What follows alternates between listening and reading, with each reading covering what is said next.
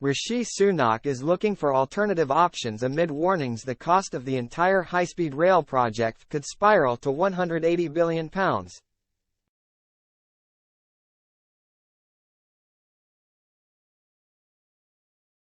Rishi Sunak is considering alternative options, or delaying, the northern leg of HS2 to stop more taxpayers' cash being wasted on the mega project.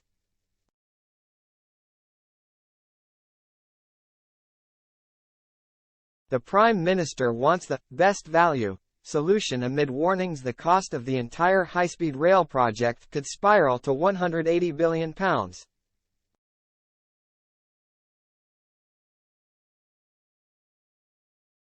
Mr. Sunak has not yet taken a final decision on whether to scrap the Birmingham to Manchester Railway.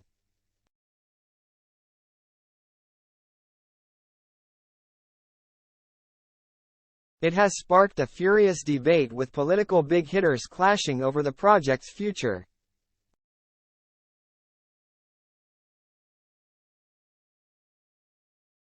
Former Conservative leader Lord Hague has warned HS2 is a national disgrace and should have been cancelled years ago.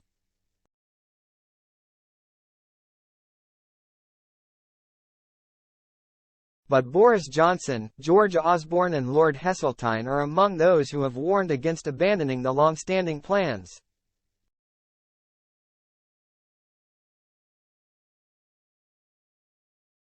Mr. Sunak is being advised on HS2 by a long-standing critic of the project who has described the railway as the greatest infrastructure mistake in half a century.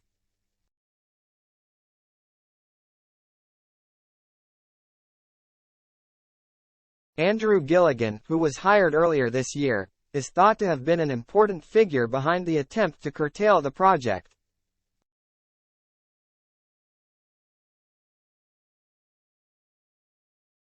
Government insiders insist the Prime Minister is open to looking at alternatives, including delaying parts of the railway by 7 years to reduce short-term costs.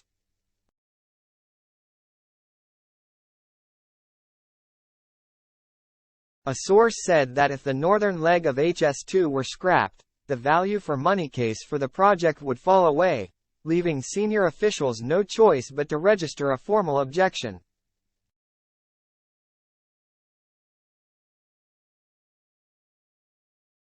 The PM is concerned that ditching the northern leg altogether is a short-term decision that would not provide long-term value to the taxpayer.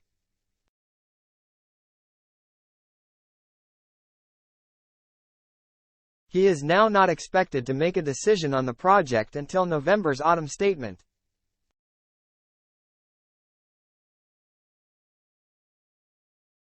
Tensions over HS2 ratcheted up yesterday, as Labour mayors met in the north of England to discuss concerns about its fate.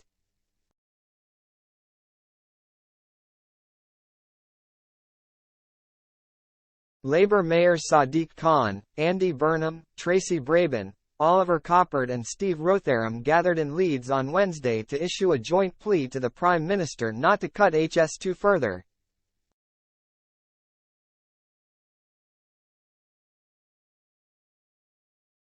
The local politicians said that they were open to a conversation on the timetable for the project, but complained that the north of England was currently in the dark about the next steps.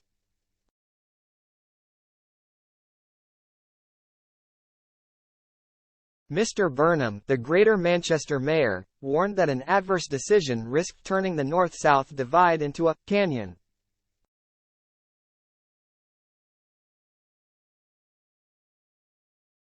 Do not pull the plug on this investment, he warned. If they build this line, not even from central London but outer London through the home counties to the West Midlands, basically it will become a permanent symbol of the places that Whitehall cares about.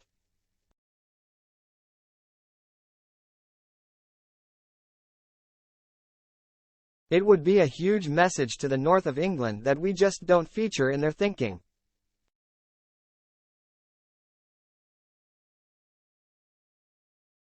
Ahead of the meeting, the mayors issued a shared statement to express dismay at the prospect of the UK government scrapping the rail project's northern leg and warned that it would leave the north of England with Victorian transport infrastructure.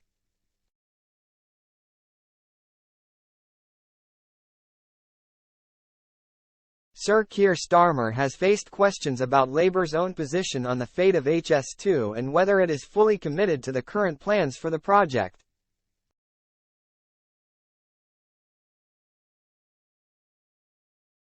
Mr. Khan said that the opposition cannot write a blank cheque for 18 months' time.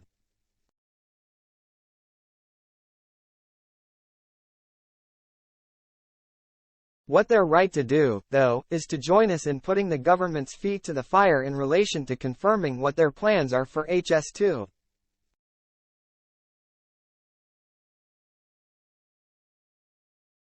This uncertainty is no good for anybody, he added.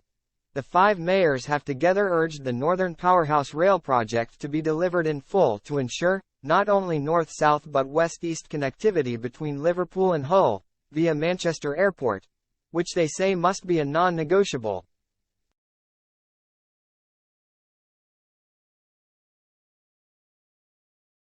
In October, the government estimated the cost of the Manchester leg at up to £71 billion.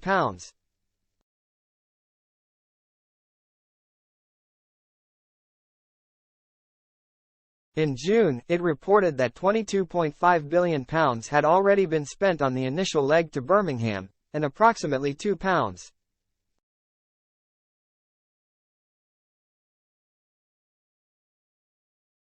£3 billion had been allocated to subsequent phases, encompassing expenses related to both labour and land.